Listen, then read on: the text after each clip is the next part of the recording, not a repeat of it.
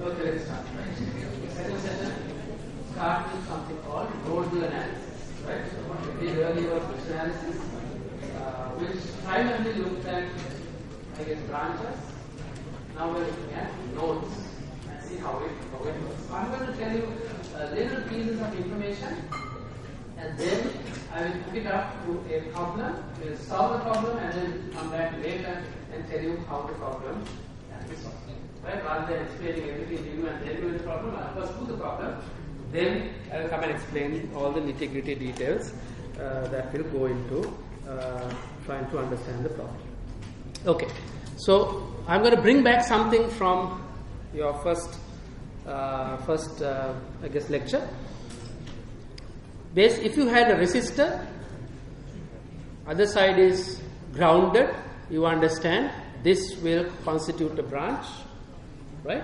Constitute a branch, and on either side of the branch you have two nodes.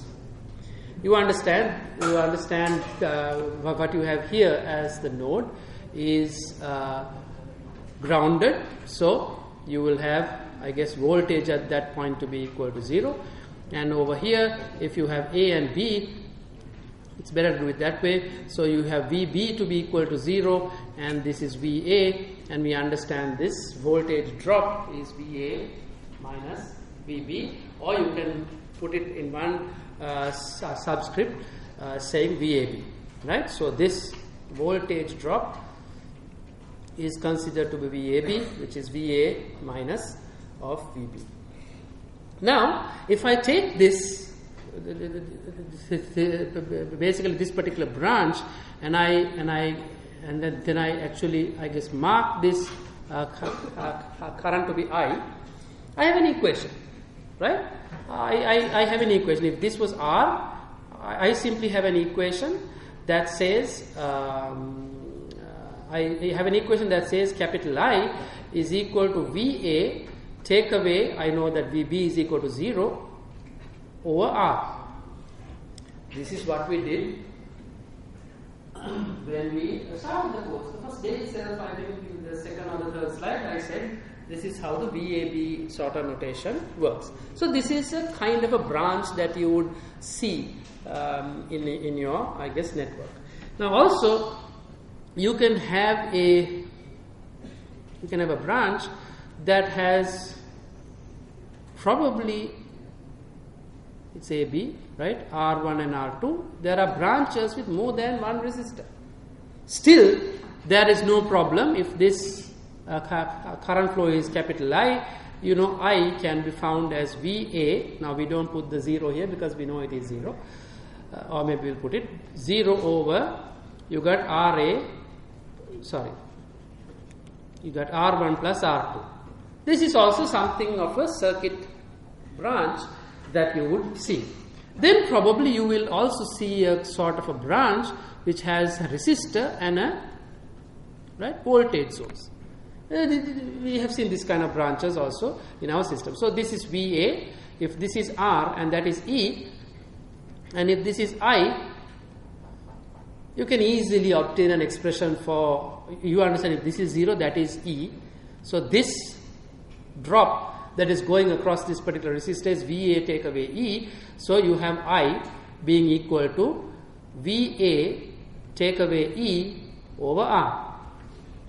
This also we did during our first lecture. You can have situations, we can have, I guess, branches like this.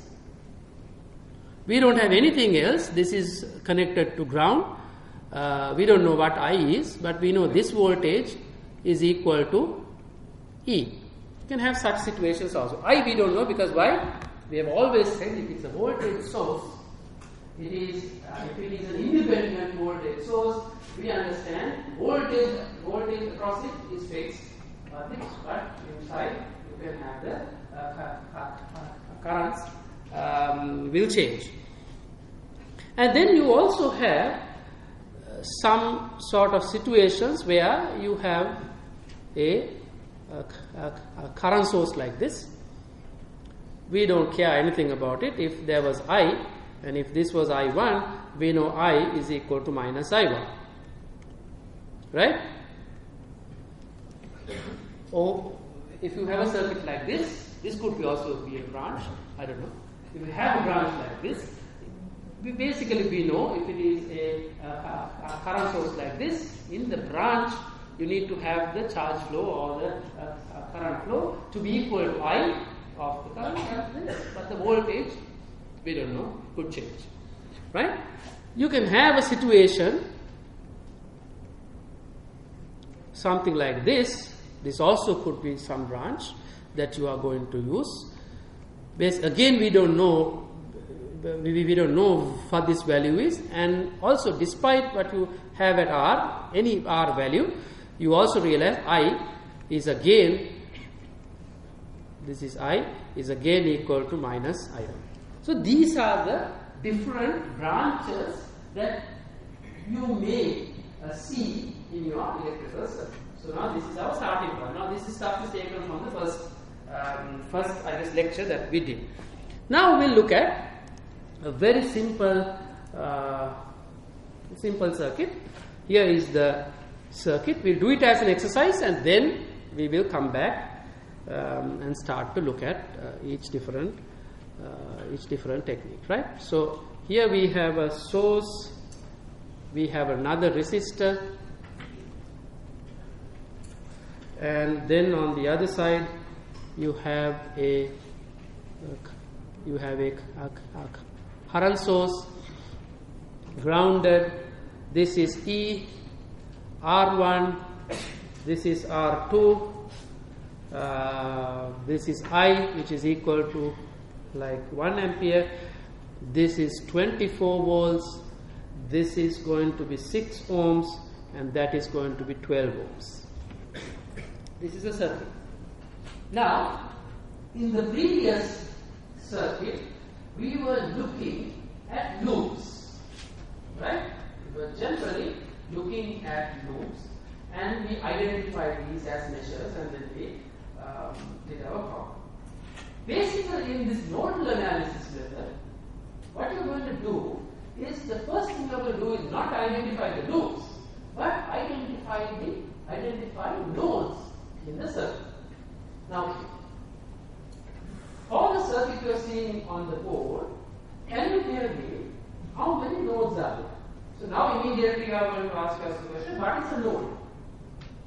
Right? Node is a simple intersection of two branches. Then somebody asks you, what is a branch?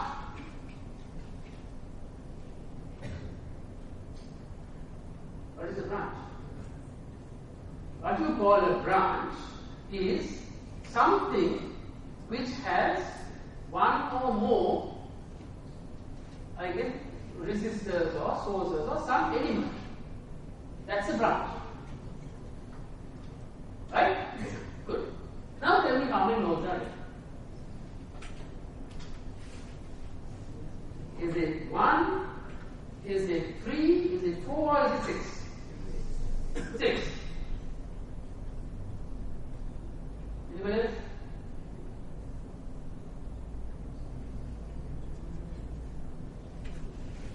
2, 3, 4, 6. 3. Okay.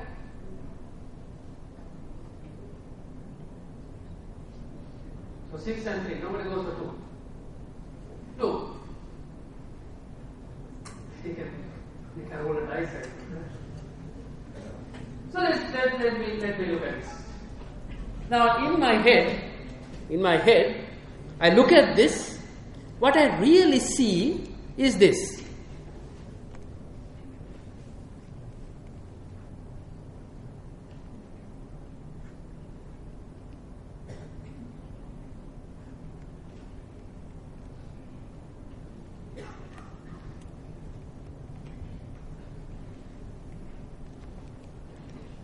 Isn't that what you really see in your head? When I look at that, this is what I see. Because why? The top part, though I have put wires, they are all the same. I can crumple them up, and connect it to. Sometimes you guys would connect resistors. You take two resistors. This is what you see. Now tell me how many nodes do you see? 2. So essentially, if there is a branch or if there is anything that does not have an element in it, we don't consider it to be a branch. No nodes are going to be formed out of it. So essentially, looking at this, what we really see is that this point and this point and this point are at the same voltage. Because there is nothing in between. Same voltage. Hence, I would want to call this entire thing one node. Nothing wrong with that because it's the same at the voltage. I call it 1, node 1. Then I see here, technically here it's a node because it has 2 branches, little branches.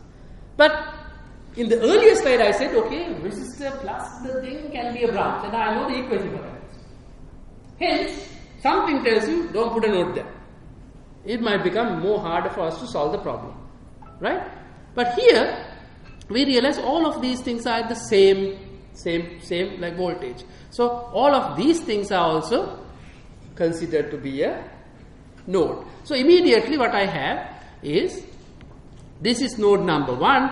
This one is a node, but it's 0. Let's put it 0. Right? I got 2 nodes.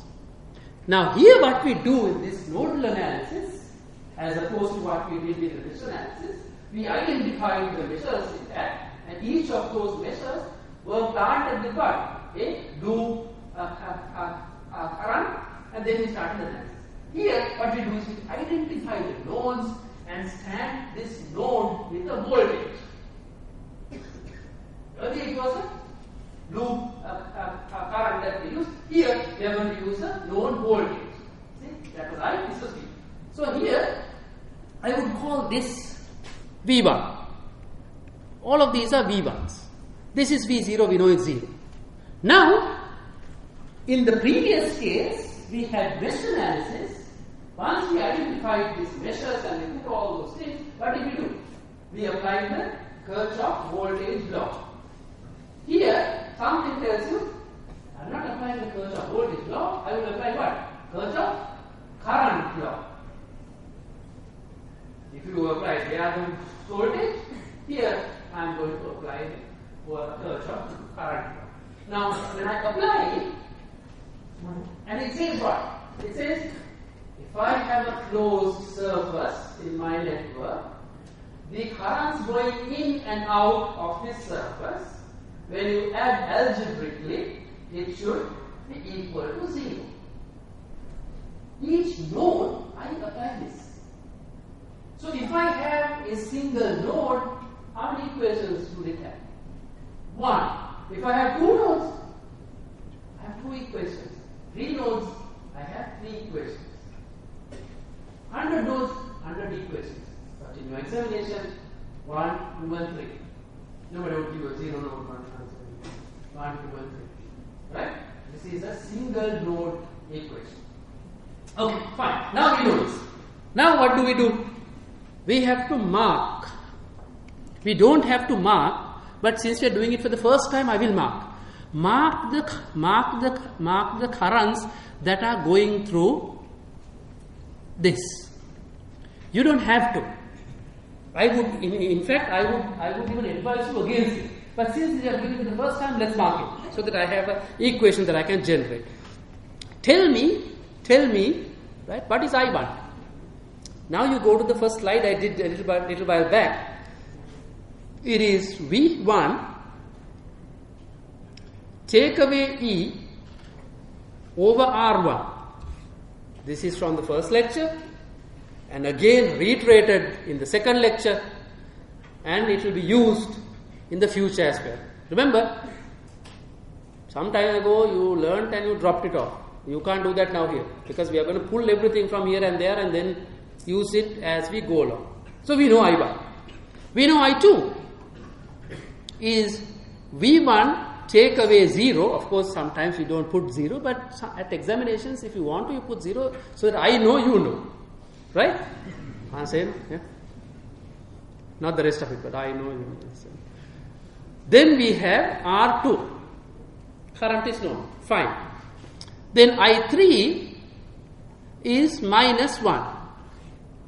Now I apply my Kirchhoff law. Kirchhoff current law tells me that I have to have a closed surface. So I take each node and I cover it with a surface. Anything that goes in and out, I add algebraically. Now you have I1 going out, I2 going out, I3 going out. So my Kirchhoff law would be what? There's I1, so I would say, applying the Kirchhoff current law to node 1, right? Applying the Kirchhoff current law to node 1, I would have I1 plus I2 plus I3 being equal to 0, which will give me V1 take away E over R1 plus V1 take away 0 over R2, right? Minus 1 is equal to 0, and V1 1 over R1 1 over R2 is equal to 1 plus E over R1. I can find, I know R1, R2, I know my E, I can find V1. So in the previous set of analysis, we found what? Using the Kirchhoff voltage law, we found out the loop currents. Here what are we finding? Using the node voltages and applying the Kirchhoff, we apply the Kirchhoff current law and we find the node voltage. Two different methods. And in that examination, we ask you for a particular method. Right? For a particular method. Now, here, we take a step back and we start analyzing. So, for example, at an examination, I will tell you, apply this one, apply that one. Then you apply that one. Right? Because you want to get marks. But if I don't indicate to you which method to use, you should have some sense of looking at the circuit and identifying which method to use. Now you realize here we are talking about the Kirchhoff current law, which means what? If there are current sources, easy to handle. That's the first thing you have. Current sources. But then also we understand current sources are only added in what? They are added in parallel. We showed you. See, all these little pieces come together. They are added in parallel. So if you have a circuit which is hugely parallel with a lot of current sources, which method would you use? Nodal analysis. Because why? Would have known all the currents are going into the system. Done very quickly. Right? However, if you have a circuit which looks like a huge net with boxes and boxes and boxes and boxes with a lot of voltage sources, I would use the mesh analysis. This is how we figure out which ones to use. If your circuit is going to be parallel with a lot of current sources, you use nodal analysis. So if your circuit looks like this, you use nodal analysis. Why? Because then you can get a node like this and all the currents go into it, done, finished, completed. If you have a circuit which looks like a net with a lot of voltage sources, use mesh analysis. Right? Write it down, I haven't written it down anywhere. Okay? Now, we have understood this mesh analysis, the nodal analysis. What does it do? First of all, identify the nodes. Step 1. I'm not going to write steps because it's in the book. Right? Step 1, nodes. You mark the nodes. Find the current flows in the branches. Then you apply Kirchhoff current law. That's called nodal analysis. Right? Good. Now let's do a harder problem. Here is the harder problem. So I'm going to move out from this Maybe I'll just delete this, right? Here is the question. Right. This is question 8.41 from the textbook. Right? 8.41. So let's say you had a resistor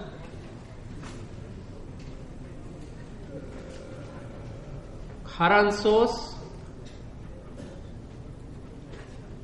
had a resistor here, and a voltage source here, and a resistor here, and another resistor here.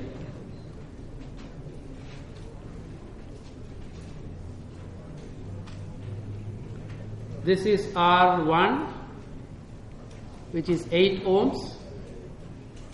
This is I1, 12 amperes. This is R2, 6 ohms.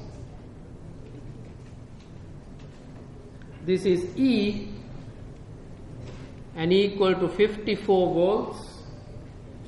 This is R3, 20 ohms. R4,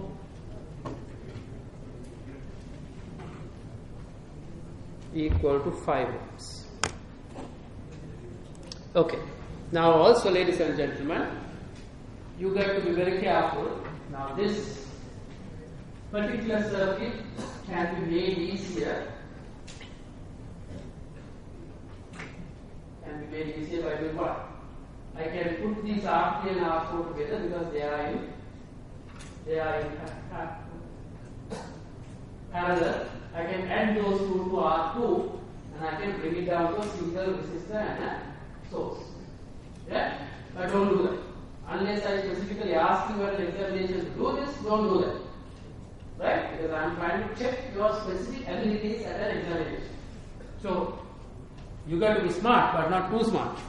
Right? So, you can put these two together, R2, R3 and R4 together, and you can add it to this because you know that this can be flipped up. Right? Now, you already know that this can be flipped here and this can be flipped there, nothing is going to change. So, this is in fact equivalent to you having a resistor here R1 and a current source which is I1, right, and having a source and this is E, and this is going to be R2 plus R3 in parallel with R4. You can bring it down to this, right? Now it's just a breeze, right? Now it's just a breeze for you to do the question. But let's not do that, right? Let's not do that. But let's work with this question. Now, what is the first step? The first step is identifying the nodes. Tell me how many nodes are there.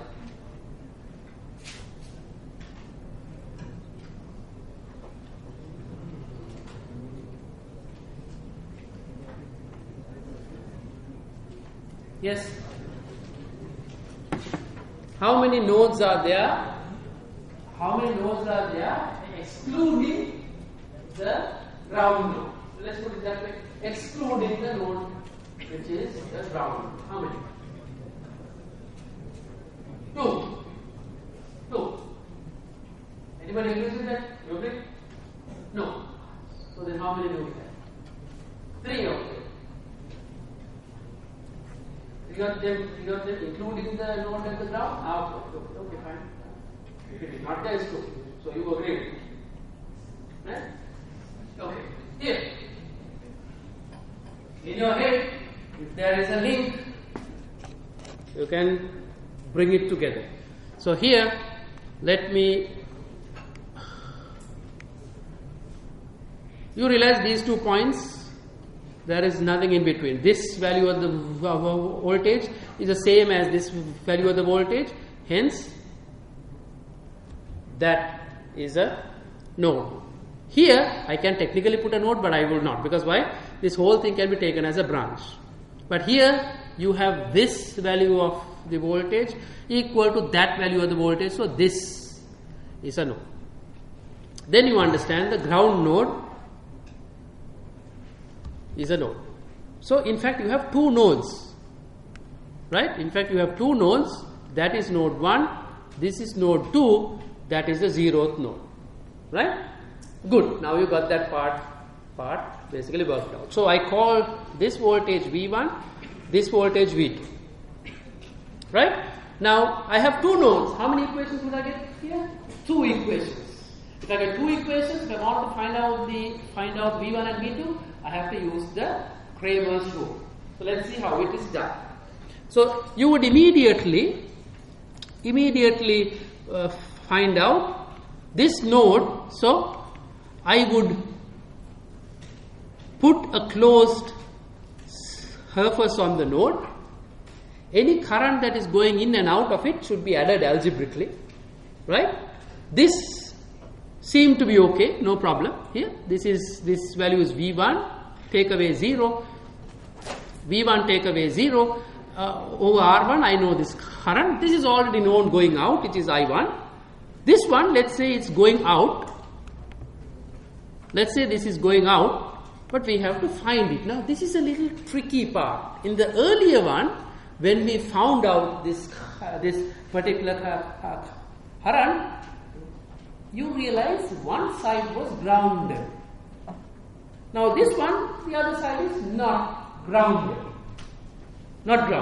So it's best that you do it separately and get a little feel of it.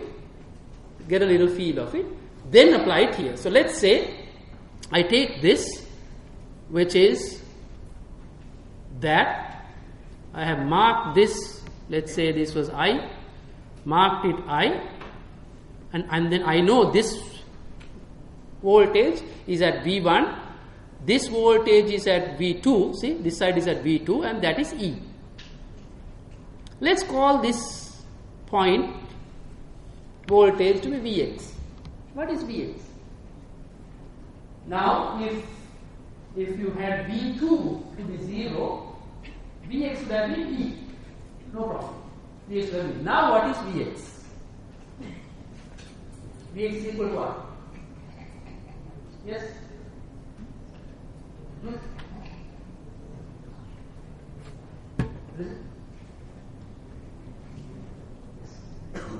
It's okay, it could be wrong. Huh? Yes? V1 minus V2. That's the whole thing. I'm asking at Vx.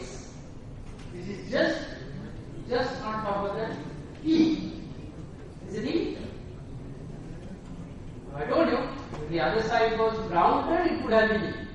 If it's not, now see, look at everything. Look at everything. Don't forget, right? Remember the rule. If you had two sides, VA minus VB is this. That voltage. That part you know. So, see, this is the reason why you need to know the rules. Here, you can immediately say Vx minus V2 is going to be E. Definitely E. That part we know. See, then immediately Vx happens to be what? E plus V2. I don't even have to know this. Is it V plus V2, V minus? None of those things. You know the rule, apply the rule to it, and you get an answer, and you interpret the answer. Vx. Now, if this is Vx, immediately you know I is equal to what? V1 minus Vx over R2. I know the current. That's it. See, I used only one rule. VA minus VB over R is equal, VA minus VB is this voltage drop. Now I start to apply the Kirchhoff current law to node 1. This one, if I take V1 take away 0 over R1, that current goes this way. See, you need to know which way the current is flowing if I take which minus which. This is what you need to practice. So I have V1 take away 0 over R1 is the current flowing out from here. Now I am taking everything that is flowing out as positive. Here, this one is going out anyway. So I put plus, I have I1. See, I1 is flowing out. Now here, this one I already know. What is it? It is V1, take away the Vx, which is minus E minus V2 over R2. See, that is going out. That should be equal to 0. See, that's how you write the first equation. Now the second equation is, I am considering that as my closed surface. Now you realize the closed surface is what? Something that encompasses the node. Right? Something that goes around the node. Now if I do that, this current goes out, this current goes out, this one I have already put in going this way. Rather than taking a negative value and calculating, I will assume this is going in, which means that should be minus. Right? So now I will write the KCL for node 2. Right? KCL for node 2. How do I write it? This one is V2 over R3. Right? Plus V2 over R4. See? V2 take away 0. I mean, of course, you want to write it that way. I will write it that way. So this value of the current going through this link is V2 minus 0 over R3, and this current that is going through here is plus V2 take away 0 over R4, and then you know this one is going that way, which means it's going in, so I put minus of V1 minus E minus V2 over R2 equals to 0. How many equations do I have? 2 equations. How many unknowns? 2. I can solve it using the Cramer's rule. So if I want to put it into a sort of a nicer form, I have it here. I will put it down. Right? V1, I will put it down here. This is in a sort of a nicer form. V1 1 over R1 plus 1 over R2. You're going to check this when you go home. Right? Minus V2 into 1 over R2 is equal to minus I1 plus E over R2. That's the first equation. Then the second equation is minus V1 over R2 plus V2. This is 1 over R2 plus 1 over R3 plus 1 over R4 is equal to minus E over R2. That is the second equation. Now you see V is there, V2 is there, V1 is there, and the other side everything we know. We can put it into Cramer's rule and solve it.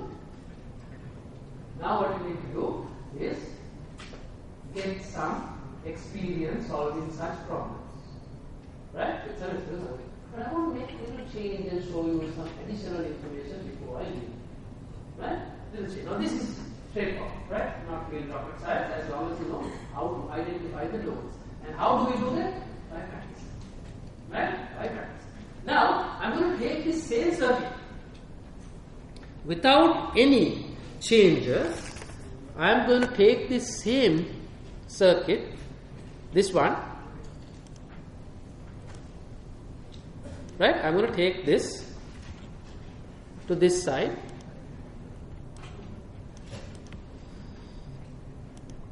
I will take away everything that is not necessary, like for example this one. Now I make a little change. Right? Here's the change I'm going to make. I'm going to quietly drop this resistor. I'm going to drop that resistor.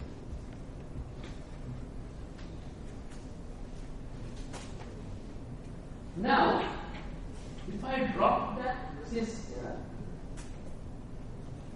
would this location of the nodes change? Would the location of the nodes change? Would there be new nodes? That's what I'm asking.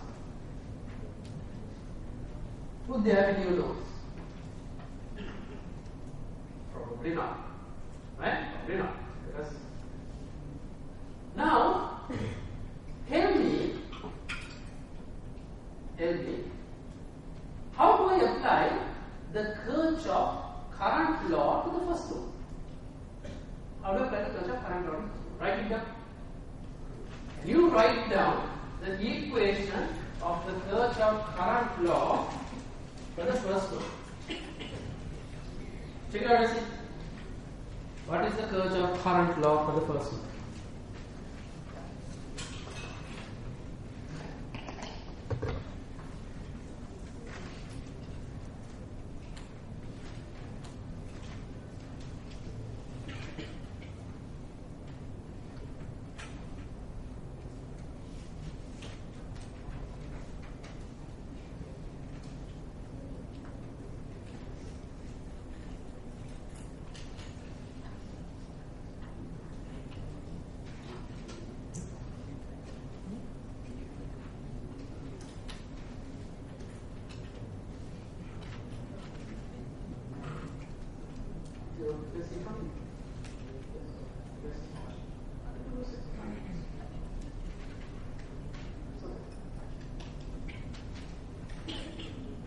So what is it? Get me the equation. Now of course when you ask somebody to write the equation, if I look at your earlier circuits, they all chicken straws.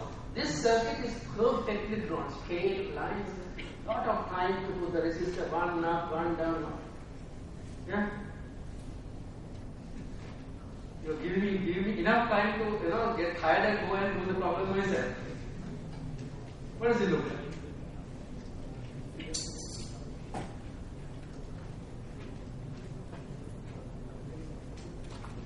They should put some yellow strip here. Yes? Because if you're walking and talking, you go up and then they should put some yellow strip here, the black and yellow one. Huh? They used to have that. Oh, somebody busted it. I don't know, guys came to put it there. Okay, I'll get them to put it there. But no, they had a strip.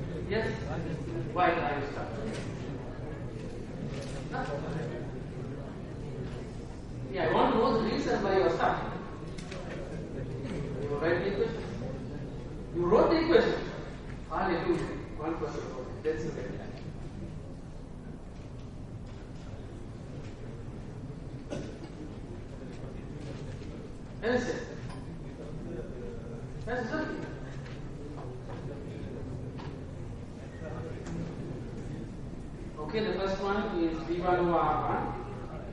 What is I1? I1 is here. What is 0? Where's the other part? The other link going that way.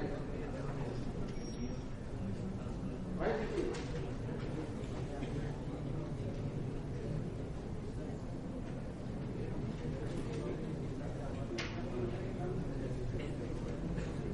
V1 is correct.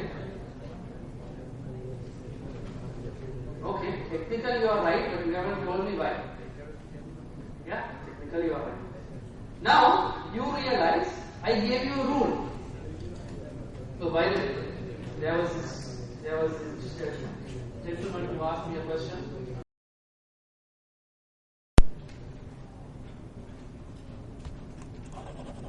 Look at the rules. Here, there is no problem. There is no problem. Because why? We know the current. Here we know the current. Here, do we know the current? Because why? There was a rule that I said, if there is a voltage source in a branch without anything else, only thing we know is that this voltage is fixed. Current, no idea. No idea. Now this is very good. In the previous case, when we had this current source in the common branch, what did we do? We dumped that branch and we call everything else what? Super mesh. Here we do the same thing. Anything we can't handle, not anything. If you have a voltage source with no other element, then existing between two nodes, see, two nodes, there is no other element, only a voltage source, that constitutes what we call a super node. So we dump. Not dump it, we have to work on it later, but let's say here, this whole thing, let's put this whole thing is what we called a super node. Right? Super node. Now, if it is a super node, now in the earlier case we had a part that we threw out. Which law did we apply to it? The part that we threw out. For the whole mesh we applied what? Kirchhoff voltage law. For the part that we threw out, what did we apply? Current law was applied. Here, everywhere else we are applying what? Kirchhoff current law. The part that we throw away we apply voltage law. Right? Voltage law. Now once we throw this out, we know immediately, if I throw this out, immediately I know V1 minus V2 is what? E. That's my equation. In the earlier one, you had I1 take away I2 was equal to the I of that source. Now, this super node, just like in the previous case, we considered the whole thing and applied the Kirchhoff voltage law. Here, we take the super node and we apply the Kirchhoff current law to everything else. So, this current goes into this surface, which is in purple. This current also goes out of the surface, that is purple. This also goes out of the that is purple. This also goes out with the purple. So the two nodes are encompassed in this circle, which is made out of purple. Then you can see slightly purple, right? And then we write the equation for that. So basically, we apply the Kirchhoff current law to loop 1 and 2, which is constituting a super node. I have V1 take away 0 over R1 is the current flowing here. And then you have I1 going out, plus on the other side you have V2 over R3 plus V2 over R4. Both of them are going out of that surface, that being equal to 0. Now how many equations do we have? 2 equations. How many unknowns? 2. I can solve it. Now, somebody did this question right. Who was the gentleman? Who was it? You. Now, did you do it this way or you just arbitrarily put that? Because this was your answer. This is what you did. Good. That's how you consider the whole thing as a node and then look at the currents in and out. But in there, you apply the Kirchhoff voltage. That, ladies and gentlemen, is a super node. Right? Now at this point in time, right, nodal and mesh analysis is finished. Nothing more to be done. You need to practice, and then I need to do an additional problem on this when I come back next time. There is no point in me doing a problem now because you are anyway not listening to me with nodal analysis. This is enough. Next time, when I have completely forgotten, which is the case, I will come and do the second problem to actually remind you that there was something called nodal analysis in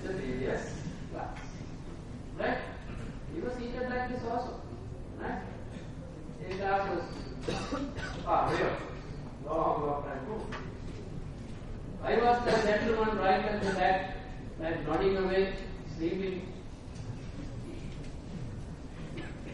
It's a long way from there to here. Right? Yes, I'm sleeping. Yes, sir. You are good. When you go home, I was thinking, what is this branch doing?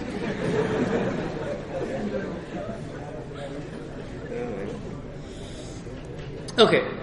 Now I'm hoping all of you, at least, I know you are not on the same page. We are not on the same page, I know that. Hopefully we are on the same book. At least next time we can bring you back to the same page. Right. Now,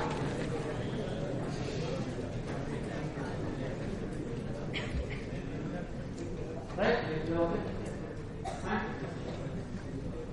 Everybody understood? All of them understood. No, it's okay. You have discussion going on, it's good. Only problem is when I'm teaching, when discussion is going on, I'm not really I have to listen to this class or that class. When I stop, it's okay, if there are any mistakes or any problems, we have time.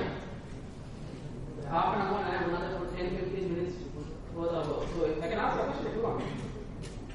You guys are not sure with this lecture business, right? Since you are like me, you feel uncomfortable if somebody comes to the bar. Girls of all, you go home. Right? At school you were more comfortable, right? In the tuition class you were very comfortable. He was doing something, you were doing something, the youths were there. Here you have to interact with us. Otherwise you have to improve yourself. Because why? At the end of the day, I tell you, a big secret. Big secret. I'm telling you right now. Right now, for the next 4 years, what you're going to learn, when you hit the industry, you are not going to use more than 50% of what you learn.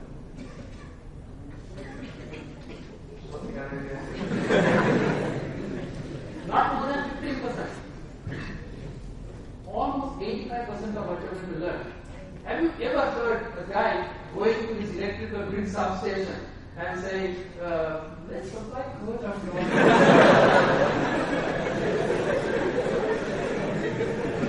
Where? No. They never do that. You would not walk in from here and says, sir, I can fix this. You would say that. That's not going to happen. So all this stuff that you are going to learn here is the one that is going to improve your thinking. That's all you are going to take out of this class. Even when you go for interviews, they are not going to ask you this.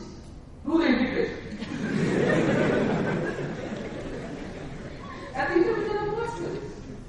They are going to ask you what did you do, the projects. You did some projects here, airplane and whatever the whatnot, right? Solar power. That's what you're going to talk about. That's what, and this interaction you're having with me, with all these stuff hanging around, the super node, all that, you're racking your brain to find out which node is which, that's what's going to improve your brain capacity.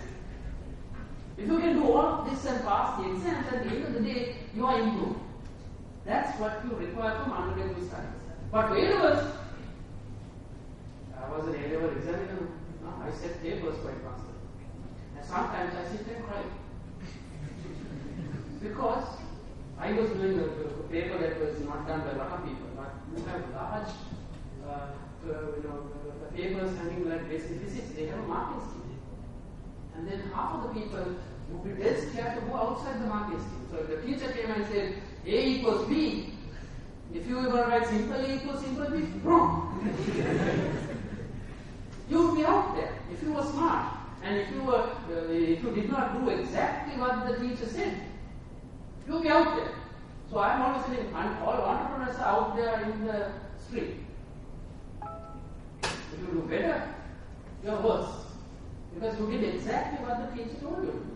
This is what you did. If you did anything other than what the teacher told you, and the class master, whatever the tuition class master told you 1,000 times you did it exactly. That's why you are here.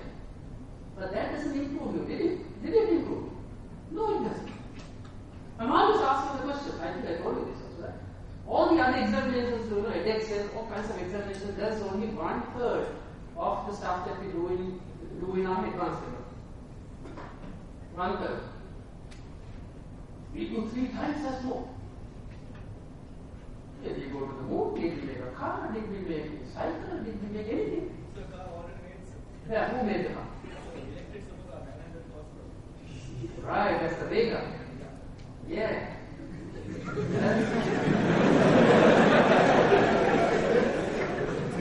Let me not go that far, right? But most of the stuff that we do is assembly. Right? So, we do 3 times as much directly from an advanced level. Well, I am a person who hates advanced level. You can see that already. I've been trying my level best for the past decade to make sure that they don't teach as much at the advanced level. But I have lost my battle. Yeah, I have worked with NEC, the government, the ministers. It doesn't work. I don't know who the hell is going to prepare these examinations and stuff like that. We are teaching you too much. We don't allow you time to think. Right? So, I'm a little harsh on advanced level. I'm a person who passed with flying, advanced level flying colors. But I think I flew out of the window. Yeah, I'm no smarter after taking A-levels. And I learned everything after I went for my higher studies. When I saw the other side of the world, how they do things, I was really, really ashamed of myself. We were smart, but we were not able to do as much. If they asked you an equation, we were able to give equations like this. But when it comes to application and doing something, we were terrible. Now I'm reasonably okay. Still a little terrible, but we are trying to make sure you don't go down that path. Right? Here, you tell me this set of questions, very simple. Right? Very simple.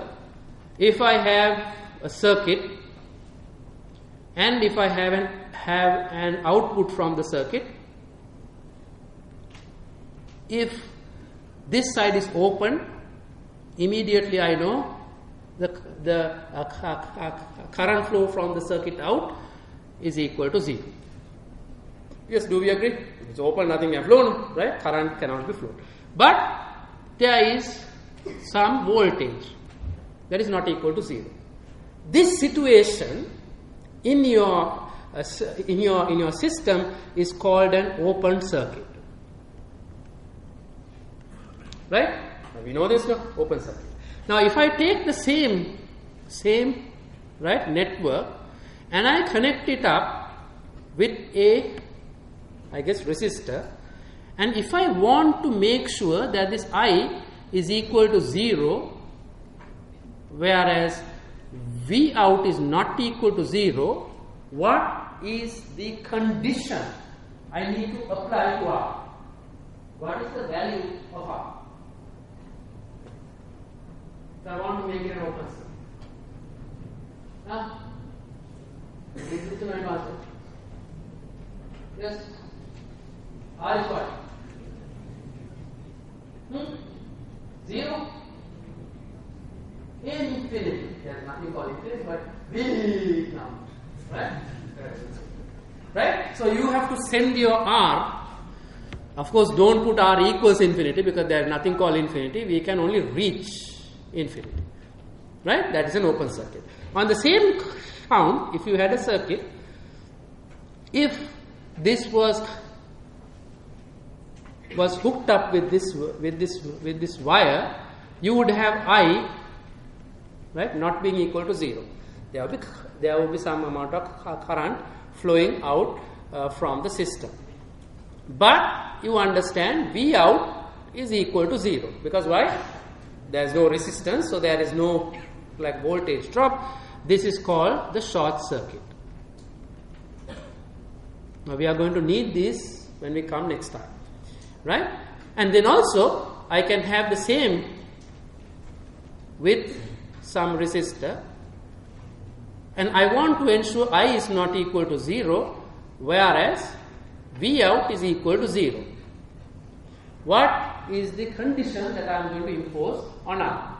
Immediately you know R should reach 0, right? It is 0, no voltage drop, Hence it becomes 0. So this is open circuit and short circuit. We are going to use this part next time.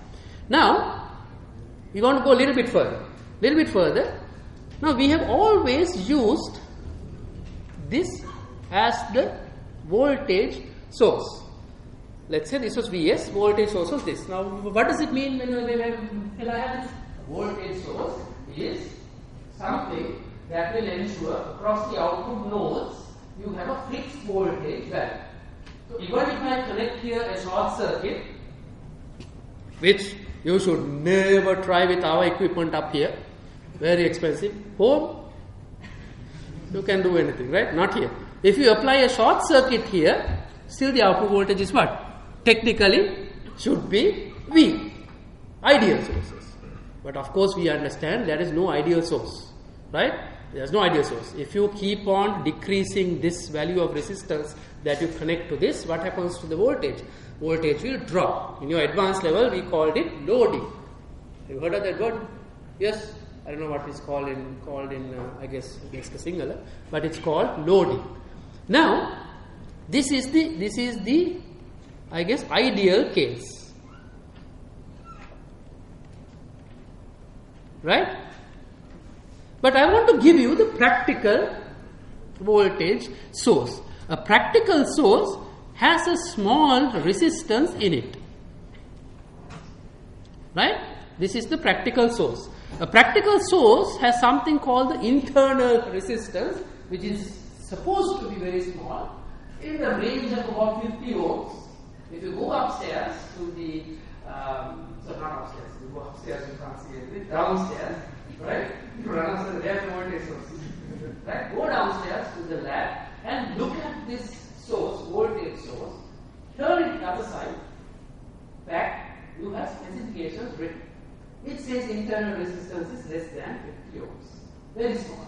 But even if you have 50 ohms, if this is going to draw, let's say you connect it to a resistor, this is going to draw from this some output current from the source, and there would be a certain voltage at the output.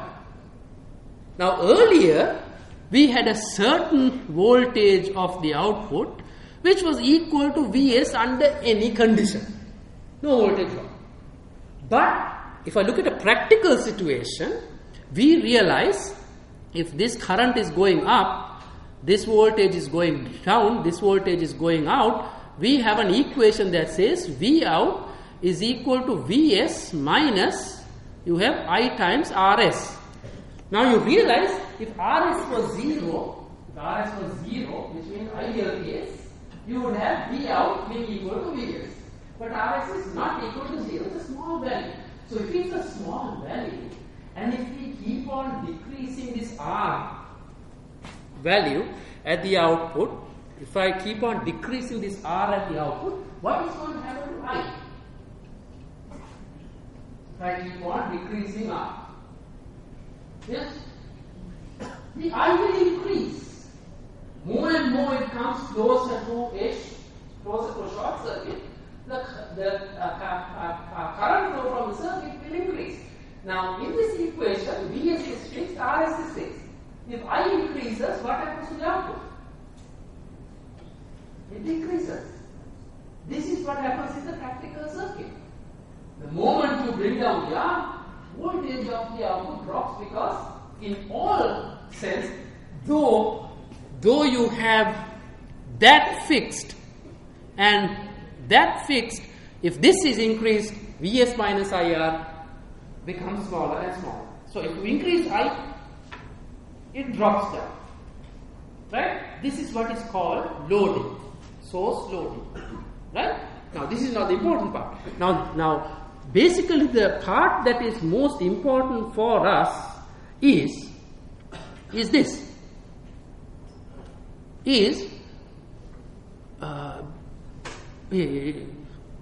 Okay, here, this is what is important to us. If I take I times Rs to that side, and if I write Vs minus V out here, I can get an equation for this I current which is equal to Vs over R minus V out over R. Right? Now let's keep it like that. Now I want to show you that this is the circuit based inside our system, which we call the ideal source. Now it is a practical source. This is called the practical source. Right? If I do the same thing, the practical source also would include that. This is a practical source. But at the outside, you have an output voltage V out and a current through it being I. Both cases the same. Now, if I look at this equation, I can draw an equivalent circuit for this. Now, what is this? This is I that comes out from my circuit, and this voltage drop is V out, right? This is like me saying I have a current source that is Vs over R. See, I have a current source Vs over R, and from that current source I have to subtract, which means I put a resistor here, subtract I have to subtract V out over Rs. Now if this was taken to be Rs, this current is what? If this was Rs, this is V out, this is what? V out over Rs. So this Vs over R comes, and V out over Rs goes down here, and what goes out there is Vs over R, right, minus V out over Rs. So this equation is identical to this diagram that I have drawn. Now I put a black box round it. Now as far as you are concerned, this voltage and that current is the same here inside this box compared to that box up there. Still the output voltage is V out and the current is I. So as far as you are concerned, what is inside the box is identical. Yes? It's identical. No difference. Because why? Still get the output voltage V out, and you have this injected current to the circuit B I. See, now this is extremely good for us. Yes, because why? Now, if ever there was a voltage source that was troublesome, I find another resistor, take it out and replace it with a equivalent current source and a resistor in parallel. If ever I see a current source with a resistor in parallel, and that becomes a little bit of a troublesome situation for us, I can replace it with a voltage source with a series resistor. This is called source conversion.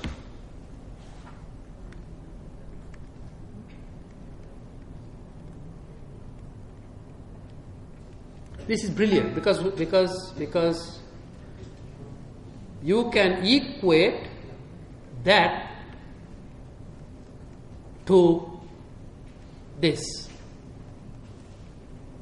Now you have no trouble, because why? If there was ever a system with a lot of current sources, one voltage source, I can use this technique to convert that also into a current source and apply what? Apply node finance. Right? So this is a tool that we are going to use. Let me give you a simple example. Let me give you a simple example of how this happens. Here I have,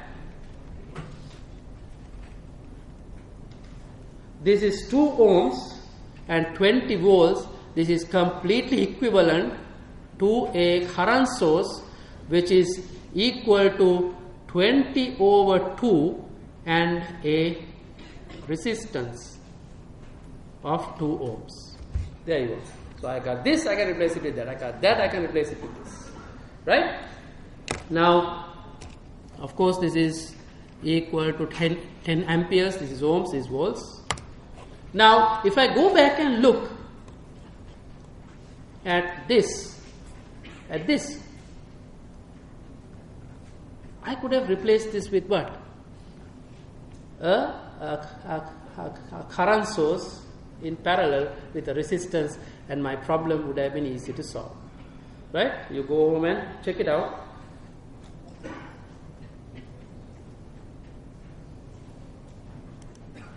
And that, ladies and gentlemen, will bring, and of course I can start with the other one, but for the other group I was not able to start it, so I will start it for your lectures. When is group A coming? You guys are group A. Oh, I'm not done yet.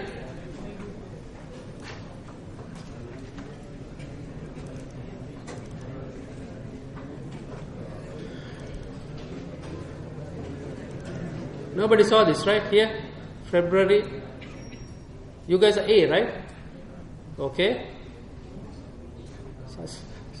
From like 1:30 to 3:30 is your course, right? 2 hours.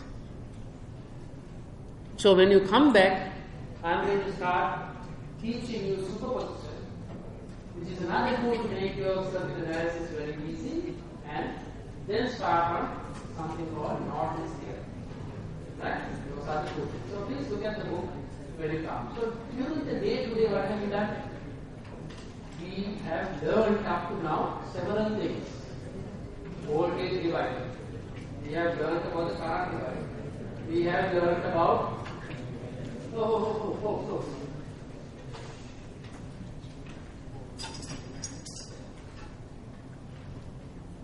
stand up, you can hear. You are thinking, quiet listening. So what is it? Voltage divider, current divider,